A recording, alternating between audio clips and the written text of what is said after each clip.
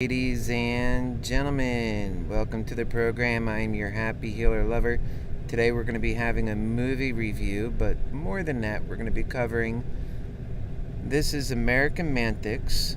So we'll be covering the AmericanMantics view as to the world, but also we'll be covering exactly what is the state of our people. Welcome to the program. Today's date is Monday, August 16th. The time now is 10:53 p.m. Normally we come to you at 7 p.m. religiously for this program. However, today was just a bit different. I was being queued up in the Afghanistan situation. So after this program is over, I'm going to come back on again for another probably about 15 or 20 minutes and just speak on the Afghan situation. I think it's really important, and we're going to go over a few things on that at that time. Right now, what I want to focus on is this movie, UnHinged, and exactly what I got out of it. And before that, I just watched this movie over the weekend, and I felt like it really touched into something true about our society and the dangers that really are represented in that situation. So the movie really delves in that.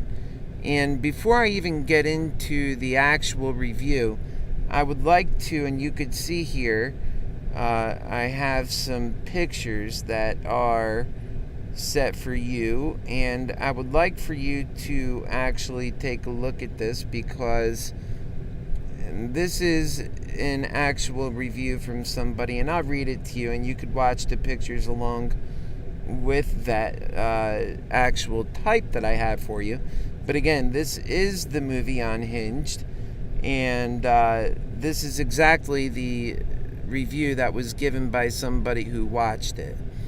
And so let me start with her review, because I think that is really helpful in our approach today. And I think if you hear what she had to say about this movie, I think you'll understand the deep nature of this movie and what it means to people who that are watching it.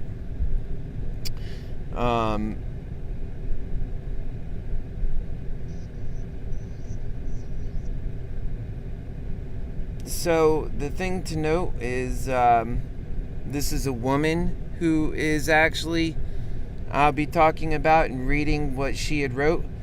And so just keep that in mind, that this is a woman, because it is, women deal with it a little bit harder, and we have to recognize that the things they go through when it comes to domestic violence, and men go through it too. So here's what she said. I found this movie very unsettling and disturbingly frightening. Due to the horrific and sudden extreme violence within 15 minutes of this, I had to shut it off, she said. As a woman with domestic violence abuse in my past, I had a very real sudden disturbed PTSD attack that left me shaking and crying within 15 minutes of watching this small section of the movie, she said. And she said she waited a very long time to be able to watch this movie for it to hit her in her most inner core. And I'm just going to read it as she wrote it. I will not be able to watch another movie with this actor in it for a very long time, is what she had said. This is my opinion entirely, but my husband was just as disturbed. It may be a bit unfair in that I couldn't and did not dare to finish this thriller due to the fact that the people in our world as a whole has so much freedom to express whatever they choose to do or say or feel or react to.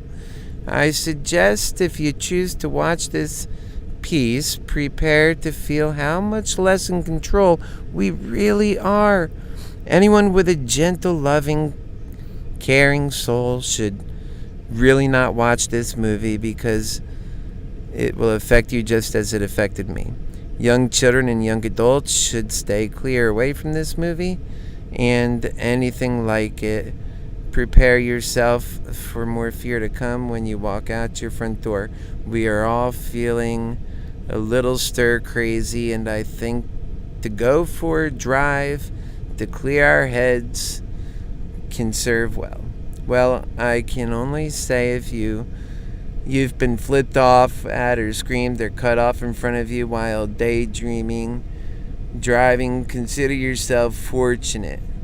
And that's, again, I did not watch the entirety of this movie, and so take it with a huge grain of salt. I can only hope that some kind of peaceful force stopped the roll of this movie after I turned it off after 15 minutes. This is everything she's been saying. And 15 minutes, and this is it was made to show what a real mess we've become, she feels. And I certainly agree with that. And that we've lost our ability to be kind and sensible when it comes to strangers and our own family at times. Road rage, and even being at home for the last 10 months within close quarters and possible can drive us to become unhinged, like Russel Crow's character. Please swallow the pride and take a calm road trip to the beach and decompress all that vented up pressure. Please. I would really hate to be the person that ticked off an unhinged road rager such as Mr. Crow's character on my way to my doctor visit next week. My final words to all of us in these tense times: slow down, love your family and friends, be kind to others. You never know their level of pain and disappointment that they're possibly going through. And we're all here on this earth for such a short time, and all together we can send our best intentions and love to whoever's eyes we come in contact with. My hopes and prayers for us all are to be more aware of the people around us. The person crossing the street, walk as much as we do on their minds. The greatest gift of all is love. Share it. Give it away daily. We all need love to build our lives, and this is her feeling this way. You could see it. And that four-letter word has and can still move mountains, which is how she ended that. And I just want to say the extreme nature of her own dealing with that, watching this movie and how it responded, how her feeling, how she realized this world. It's so becoming something we didn't bargain for, and she recognized that and the way that it affected her. So what I wanted to get into now is another part of this where my review of this movie that I watched begins. And so I'll continue to show you these pictures, and I'll just tell you what's going on. And so people are depressed and saddened, and they're made to feel left out. And they're so easily saddened and completely left out. I have mentioned them on AmericanMantics. They come in all forms, and it's because of the world of greedhell that the situation has gotten out of hand. It's really gotten completely out of control. Really has.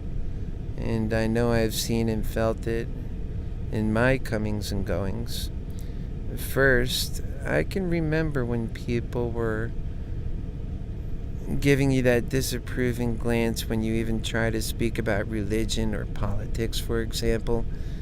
Now they seem to offer that same disapproving look if you try to talk about anything at all. Things are getting worse, folks, and no one wants to discuss what is most crucial to getting to the core answer of all of our problems. And I think they're convinced they have to wait until after their death to live the good life. Not so true. And that is one funny spirit I couldn't help but think, given we've all got that spirit of amnesia for wherever we come from before here. But clearly this is the part of us that's the observer to life. I guess that the spirit didn't get the rules on the bodies they received, right? Wish that there was more appetite for love as there is for hate. And hate sells, so people keep fanning those flames and hurting America. And they get more friends, views, and likes when they do that. I'm doing my best to correct this situation as much as one little happy healer lover heart can love. After all, we should all be so much more humble. No one knows everything the way they act. It all seems so shameful to me. I want to see how humble and loving, and I want to see unity win. Which brings me to this movie. And I watched it this weekend, and it's called UnHinged, and it can happen to you. Which is a movie that stars Russel Crow. It's a man who went through a divorce and lost everything. He was so distraught that he was taken and driven to the point of double homicide on his wife, her new boyfriend, and burned up their home. After this, he was in a weird post-murderous trance as he made the news and was considered dangerous. And in the meantime, his life is over, and he's unable to cope with life itself at this point. About this time, a lady who herself is in the middle of a divorce, and she and her son were running late on their way to drop off her son at school. During their drive, they get caught behind this raging murderer who's just at adrift, sitting at a red light. After sitting behind this unhinged man for some time, the light was preparing to turn red again. And obviously now this mother was becoming a bit impatient and unable to deal with it any longer at this point. She laid on her horn for a solid few seconds. As she sped around him, she did the normal road rage that we see all the time on our streets. A moment later, he pulled up alongside of her at the next light, and beyond the last light where she expressed her anger at the previous light. And he motions to her son after pulling along the right side of her car in the right lane, while she sat in the left lane. This deranged man rolled his window down and asked her son, who was on the passenger side, to roll down his window. At this time, the man entered a conversational tone with the child about the mother's actions and how she had no idea what kind of day he had been having. At this point, neither the mother nor the son had any idea he was the man who had killed his wife. He was just another motorist who was frustrated and late. So she decided to take it out on him at that previous red light. He said he was sorry for his having a very bad day and that she should also apologize, and the mother responded after the man kept pushing the issue, and instead of apologizing to this man who felt the world was becoming too much and too mean, and she confirmed to him that belief. You could see in the moment, unaware of the danger she was in, that she snapped at him again, insisting that he was at fault and she was not going to apologize. Again, he apologized for his part in it and asked that she only say sorry for the way she responded initially at the first red light when she laid on that horn because he was in her way. He gave her son a lecture about how the horn should be used, and just a short, nice two-tone just to let everybody know your presence rather than being rude and not laying on the horn. A prolonged laying on it means it's a clear misuse of the horn. In a world where you don't know what kind of day another person is having, and that instead it's more reasonable to be using a more nice tone, as he explained it to be, rather than laying on that horn, as his mother had done. And that if she didn't apologize, he would make sure that she pays dearly for that mistake. At this point, her son was insisting, "Mom, tell the man you're sorry." And he could tell how serious this man was becoming, despite using pleasant words. Her son clearly wanted this encounter to end safely and felt they were in danger by this man. In one last fit of this mother's own rage, with her son in the back seat, told this man that she wasn't to blame, and she drove off. And this sets the pace for the rest of the movie, where this man first chased this road-raged woman and her son, slamming on the brakes in front of them, nearly causing an accident, and then followed her to a convenience store and grabbed her cell phone as she was inside the convenience store. When he did, he was able to access her entire family's friends list. All friends and family, and he is obviously nobody's fool, and pushed to a level beyond the edge of his breaking point, deranged and angry, wanting revenge against society for ruining his life, and that's why he was unhinged. And now he had her loved ones in his hands with nothing to lose, and his goal before passing this earth was to teach her a lesson that she would never forget. You can find this film on Amazon Prime Movies, and it has Russel Crow in it, and it's available for viewing as we speak. Though viewers be warned, I've read some reviews on this movie that plenty state a viewer was only able to watch it for 15 minutes, and that's the one that I just told you about. And some women weren't able to watch it at all because they were victims of domestic abuse, and it brought up bouts of PTSD that now keeps them from watching any Russell Crowe movies at all. And that's for the foreseeable future. This is how prevalent this is in our society and in the open air and within our own lives, and going on for so many years. I know when my poor mother had to endure drunken beatings from my father and my brothers and my eldest brother too, it showed us that life was dangerous and that the worst could happen to us, anyone. My father did some terrible things to us children in his fit of rage. My eldest brother, who died this year, had to put up with a great deal of it, as we all had to. We learned about fear as children and dealt with fear. I think to a large degree, we all deal with fear. We learn from our fears, and we learn what motivates our actions when we're fearful, and how we react when we're scared, are usually in ways we wish we never had to react, but usually in ways that ensure our survival, despite whatever threat may exist. My mother would drive us to the Women and Children's Institute on days where she thought my father was out drinking. Sometimes we would go to hotels. Other times we would sleep inside her station wagon.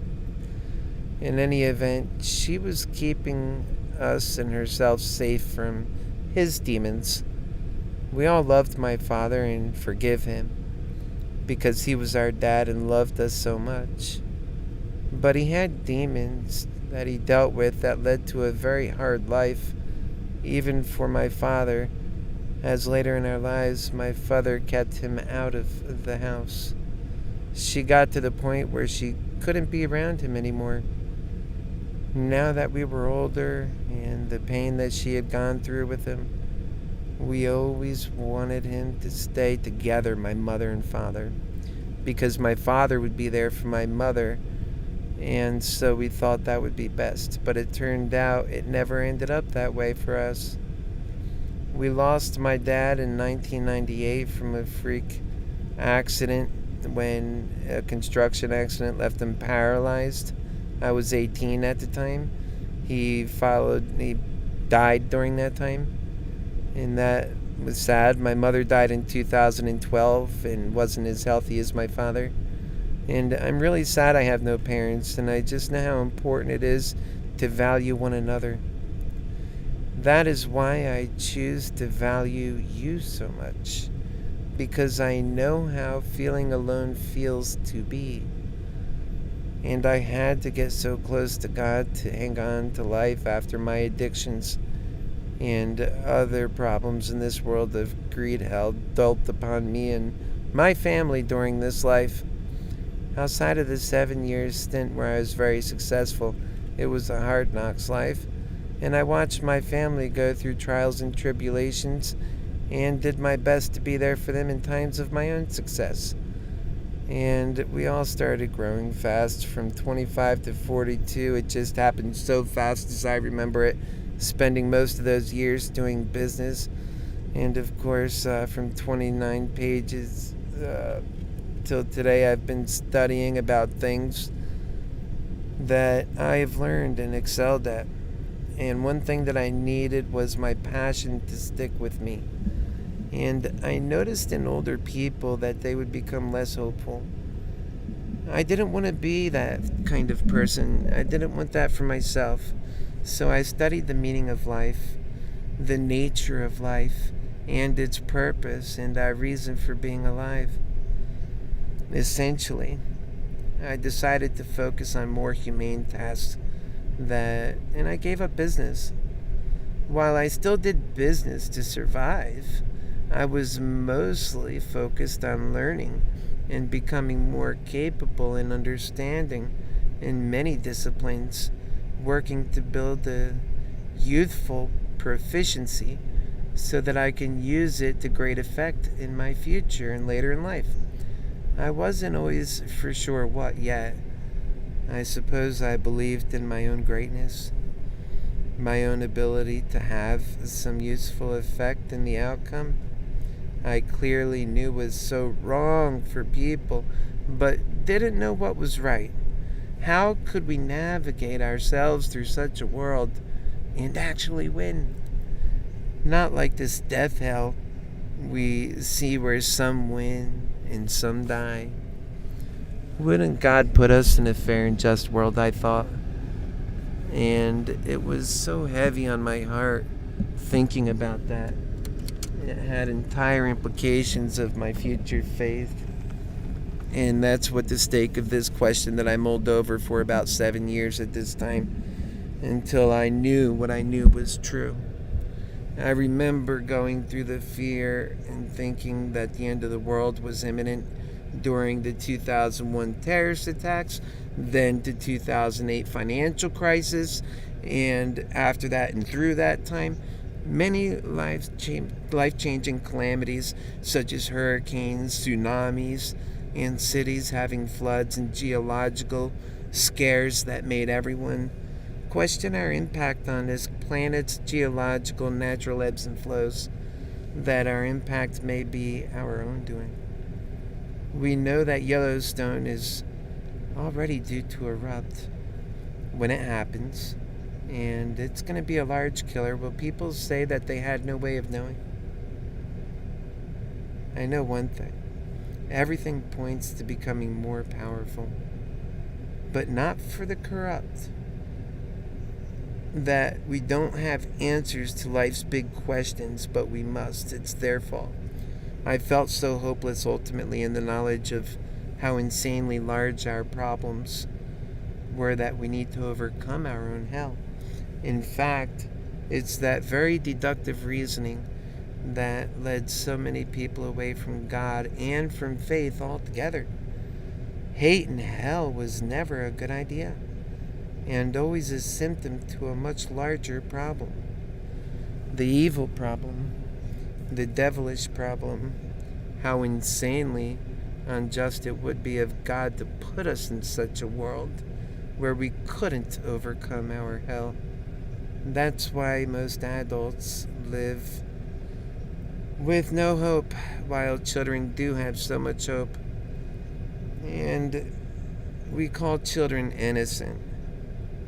And it's actually innocent to be hopeful and loving.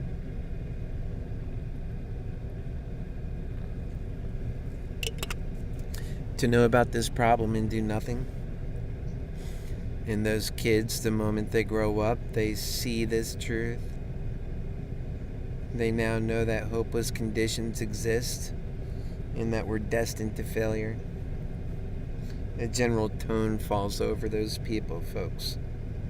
It's hard to stay positive on the outside, and they do.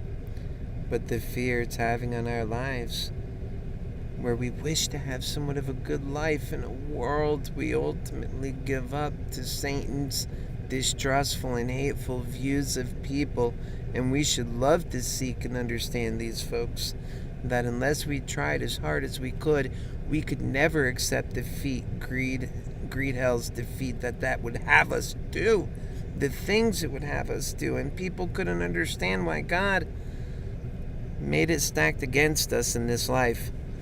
But I don't see that at all. I see an entire solar system at our disposal and increasing our abilities and knowledge over time. In that I see so much to do and become. I know we're barely getting started at that, and if we fail now, then humanity may fail for all time to come. That's literally the place where my brothers and sisters stand. Should we fail now, we fail for all time. For a long and sustained exponential human progress are like links in a chain, like balancing on a ledge. Should you lose your balance, you won't survive what happens next. Same is true for human progress. Should you fail to continue progressing, life won't be able to sustain the population growth without advancing all the same. Since hope gives us faith to follow through, we are thus capable of anything. But if hope gives faith a way forward, then what gives us hope? Love and seeing the world in its truthful form so that we can do something about it. It's love that binds us and unites us and makes us so much more powerful to attain our own rightful world that's ever progressing, has people surviving, living happy, hopeful lives, can give rise to a world of value. People have value. When I was younger, I always believed that, as do all young people. It's only until we become older and somehow get it wrong. The result of a painful world lived by a people who knew they should have had it better. And why would they be shown this prize of what life could and should be, but live the way it is in dark and miserable times? People end up in real depression over that. I've seen all of my family go through it. There is so much more hope to be had than that. I mean, I've always been a very helpful person, but after my star was fading out because of the drug addiction doctors put me on, had me dealing with the pain of life as well as pains and aches I had to deal with. We should never tolerate so many hurting and dying people when we can do better. We owe it to ourselves to become better, grow stronger, and become the first super consumers so that we can show how we can both take care of ourselves and flourish in higher care, not lower care. And all because we can. Our ability and progress allow for it. Because people have value and purpose, we do it. We raise the hope in people when we do stuff like that, which is what I was just describing, is a way out of this mess. We explain every process and way and means AmericanMantics has after having gone through all of these other life processes that God uses for us to first see the problem and then convey it. And for you to receive it as natural and undeniable truth you have also witnessed and since have already seen to be true yourself. It's that gift of faith. When people are angry, mad, and hopeless, and clearly lack hope, and faithless people will take us off the bridge, folks. That's why I work, and that's why our work is so important. That as humans, our story of progress and how it's like the links in a chain, and that one state should be made, or that one link, should it break, the whole chain fails. It's not that we succeed because we're perfect. Of course, we succeed that when we're in God's love and we can summon the care sufficient to deal with all life's problems and to never give up until we get it right. That people are taken care of and that human value is respected in our society. And that's what each person needs to commit to for the people that they love. As they become more hopeful that other ways are more than possible. It's God's way. We are empowered with love. And it's indeed waiting on us to take our rightful spot and ordained for us to live this better life. Complete with God's love and unity and actionable force working for our better world for us all. That people matter. They have purpose and value and a sacred reason for living. As they learn to love all people, this is the world that they want to be in and grow up in. It's a world they first started knowing out when they watched the cartoon images of our hope-filled childhoods, our innocent times. It's not even that foreign to us. The ideals that we understand clearly, because they're ideals that are written on our hearts. Our dreams and hopes tell us what is right and what is ideal. And what is ideal is what is right for people who matter. That is God speaking to us. Our instinctive knowledge is meant to take us so much further than it does. But it's always our gift of free will that makes life worth living. But it also makes worth hard to live. And that's our challenge. Though love is our power, because it's the care force. But many lose their hopes and dreams and instead go back to doing something less than their remarkable purpose in this lifetime. Which they understand and accept their own value first, and then everyone else's, and then to do their part to provide a better lives for people who matter, and in the world where it's not tolerated of people who matter. It helps when our facts match our ideals. And today, people don't matter. And we know that, based on the way people are left to die in our care and archaic ways. So much technical ability, and yet so little of that human technical ability goes to helping people who are suffering with sickness, all because we don't value them enough. Love is the force that creates new value indeed. It's how we afford to take on such monumental tasks. Greedhell will never compete, and all is lost in a world of making human long and sustained progress we seem destined to fail, no matter how hard we try, because we failed to use the most amazing gift God gave us, our love, the unity force. Our hell was no less destined in 2001 than it is today, just for different reasons, and on the same trajectory. So when I speak of evil, it's a force that has kept the threat of death looming over us all, as it robs the lives of so many in a world becoming increasingly hateful and making humanity less special. I too was lost in my life and always increasingly losing hope, even when I had lots of money. A drug addiction to go with it that threw me off my own personal gains, as I loved all those around me, but they were doing without, and my drug addiction was a gift from my greedy doctor, and that we accept this kind of stuff, but we shouldn't. I suffered in every possible way, and until I was finally certain of the answers that gave me the will and drive to live, that I realized that there is hope. That we've reached very low lows where many others have died before me, and I almost died.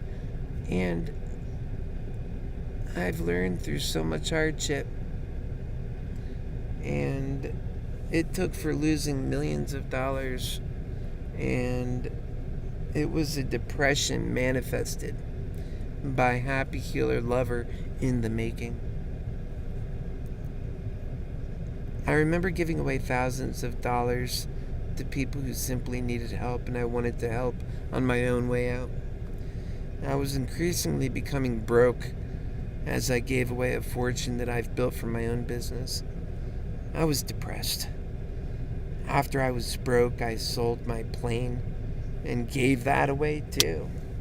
And what I didn't give away, I know that greedhell kept trying to get more, and that was a mess. And it was the result of greedhell on people in this world. And I'm what happens to people when the world's evil's out to destroy them. I was also my father's creation. I was my parents' cherished and innocent child. I was my brother's and sister's sibling. I was the best I could be to as many as I could be. I was a child. I was lost. I was a drug addict. This world didn't understand me. I was a lover then and always in this life, as we all are. But I was losing my will to survive in a world of greedhell, where so many have come before me. And I've seen so many broken hearts and lost dreams because love didn't value their hope either. The only unity we ever get to see is from greed's fear and powers keeping us in line and fearful, driving us to do even worse against our own. Though, that's all a cancer on what we were meant to be and must be if we're to live our purpose in this life. And if any dreams come true, all dreams are to come true. That is God's way. Because what I learned when I started making it is that making it in greedhell is not making it at all. It's having it while others suffer. It's knowing we can do and have and be so much better, but then doing better comes at the expense of my own well-being. That is an inherent flaw of greedhell because of limited opportunity, scarcity, and lack of growing in sufficient ways while not getting the rightful value that it's up to us to give to our own kind and use our free will to make it happen, but also makes life worth living. By making that choice, we prove God's powers to be more capable than the evil could ever hope to be. After all, the devil wins when we're weaker and dying. That's the point. It's when I realized these truths that I put so much more together with science and even seeing miracles that I've witnessed that I felt compelled to show another way and to teach about this other way.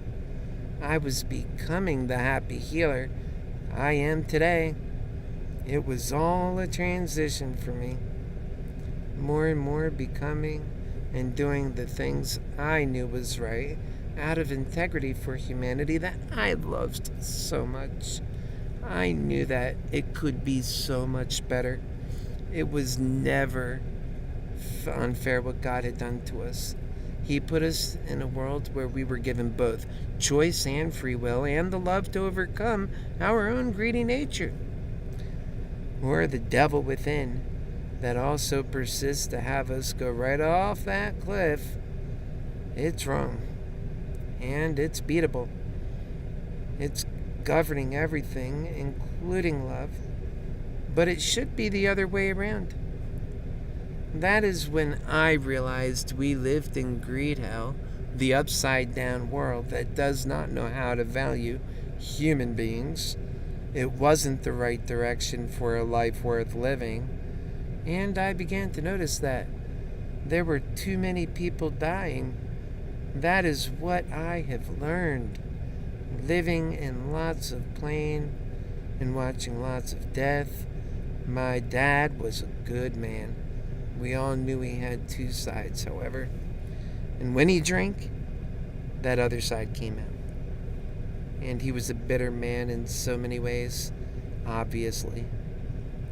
That made him act in ways that I think all people can relate to. I feel this movie emulates life in a very real way. We know the problems that exist. And we all know they tend to go on settled in that they will only continue to get worse.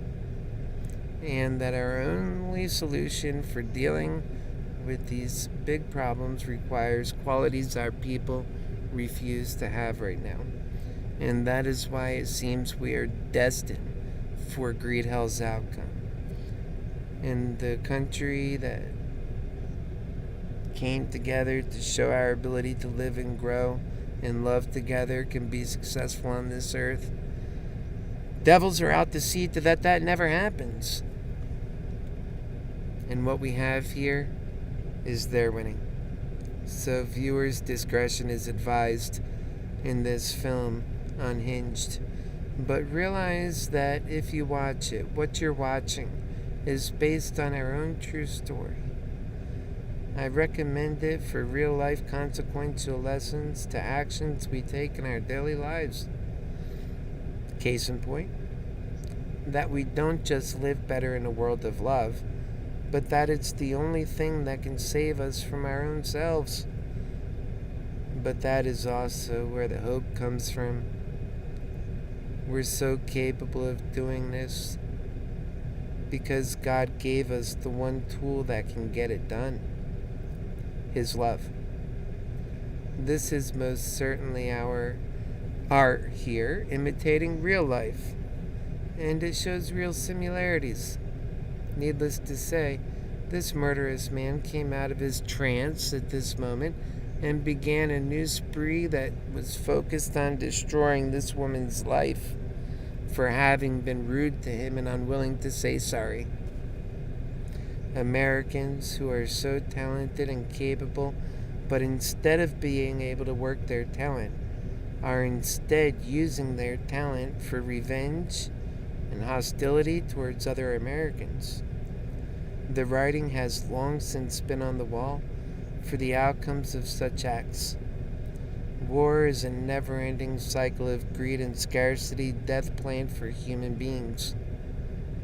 And no one really does anything about it, because we live in a system of greedhell, and it's a bad system. And it's the death class is the one that these people are in, and those are the lovers that aren't so capable of doing greed so well. They're the ones doing the dying first, and then it comes for everyone else too. Greedhell never stops, and it's because the lovers are builders and so on. Thankfully, many of these types are still alive, these lovers, but many are still dying, and all are meant to be this type.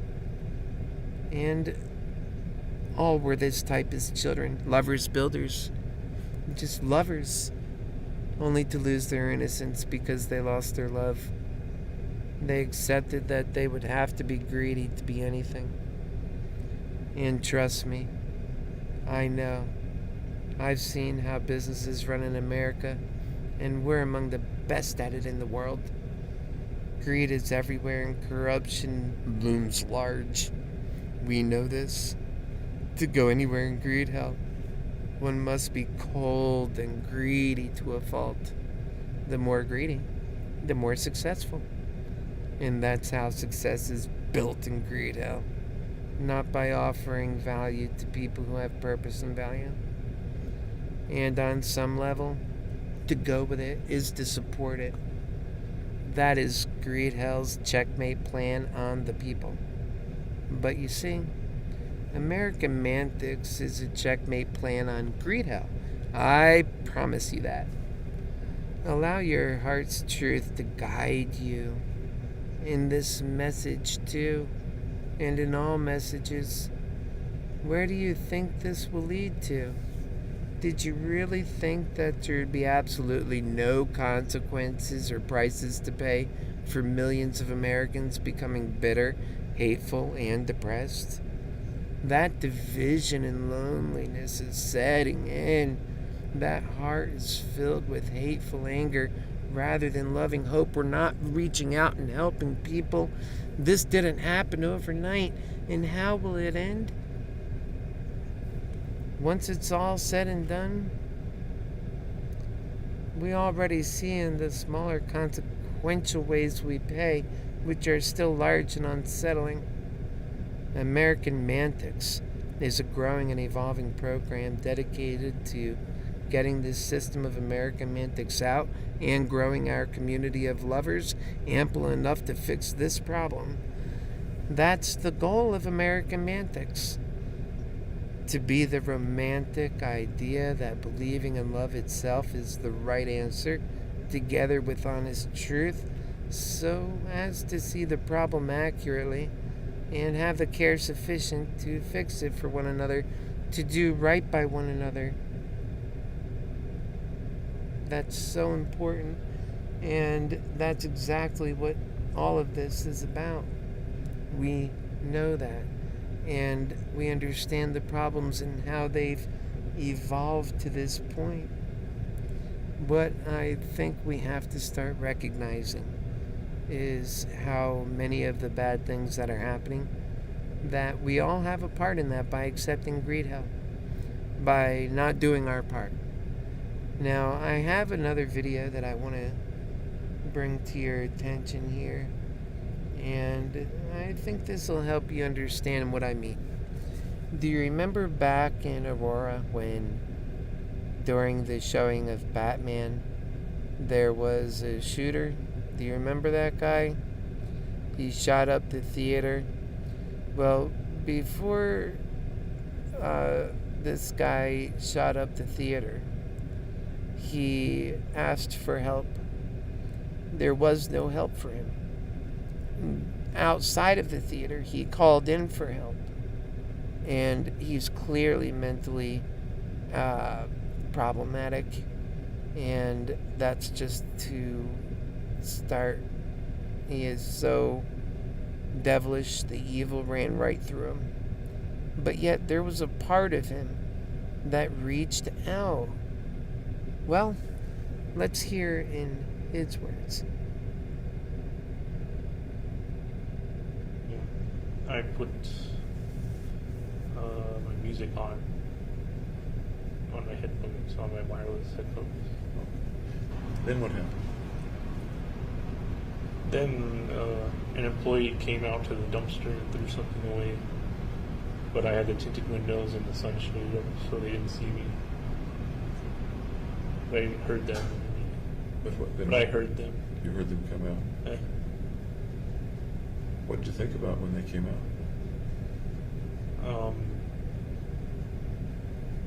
If they're going to interrupt the process or not. But they didn't. They just went back inside the theater after they threw the trash away. If they had somehow interrupted the process, what would have happened? I had a handgun in my passenger door side that I could have used. Okay. Were you prepared to do that if necessary? Yeah. At what point did you call the behavioral health hotline of some kind? Like halfway through gearing up. From the car? Yeah. Okay. So that was something that happened in the car. If if you can, I'd like to pretty much hear everything. I want to hear the I called him, but I couldn't hear anybody on the other line. What led you to make that call?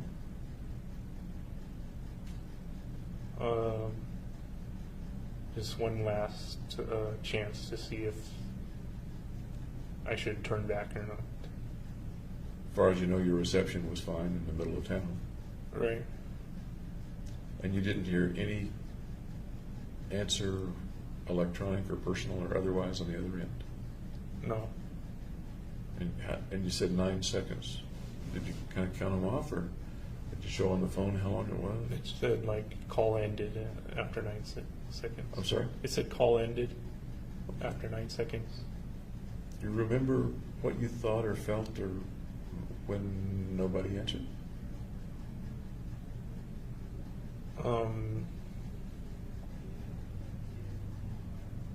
Then shortly after, I thought the FBI would stop me. Walk me through. You go in through the outer door, then what happens, and what do you see, what do you hear, what do you smell? First, I opened the tear gas canister while I was still outside the door, and it made a hissing sound.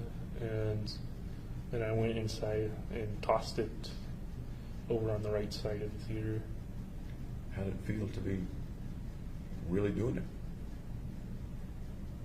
Then it was autopilot. Walk me through from there. Then I raised the shotgun and saw that people were getting up in the back left corner. So I shot up that direction, and then I don't remember any of the other shots of the shotgun. Any idea why those people were getting up in the back left corner? Well, they could see me all decked out with my guns and stuff. So you shot in that direction. Do you know whether you hit anything? I heard a scream. You heard a So, scream? yeah.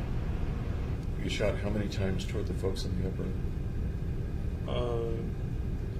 I think the shotgun. Like I said, pure evil. That's what these folks are dealing with. That's what we are all dealing with. That's what the world of greedhell is. Lazy in the ways it should be activated. Helping our quest, being successful in this world where so much is at stake, where lives are at stake, where people are at stake. We must do our very best, where we will never get the lives that we deserve. And that's what Happy Healing and AmericanMantics is designed to do. I know that should we do this together, that we will live a life truly that lives up to our value and our destiny ordained by our Creator, who did not put us in a world that was ultimately unfair. It was made more than fair by giving us both our free will and a way forward in love. And that love for us is our unity force. But that greed demands to take our free will away from us, leaving us less freedom than ever before in our lives, and keeping us in a unity that we couldn't find in love, unified in our hell, unified in our prison, unified in our misery, and in our death. Folks, this is AmericanMantics. Normally, we are at 7 p.m. nightly. I've been looking at that closely because I want to be your best happy healer lover, showing up to you on time as we have agreed upon. So many people are used to our 7 p.m. showing. I'm seriously considering pushing that back to 9 p.m. during the summer here in Florida because of how hot it gets during that hour, and I want to be my very best to you. So folks, look for more on the new time frame for AmericanMantics moving forward, whether we do change at 9 p.m. or whether that time will remain at 7, or whether we might go to somewhere in between like 8. Look for that, because I do suspect we will have a change, because I want to bring you the best that AmericanMantics can be. This progress is the most important effort and progress that I have ever worked on in my entire life, despite having made millions and doing wonderful things, learning. None of that matters, because this is what matters most. It's what is killing my family. It's what's killing your family. We have to get it right. I love you. I'm your brother. I'm your happy healer lover, and I care about our outcome together. I care about you. Care is a natural thing to do. I love you. We'll see you soon on Wednesday on AmericanMantics, and look forward to that new time. God bless you. See you soon.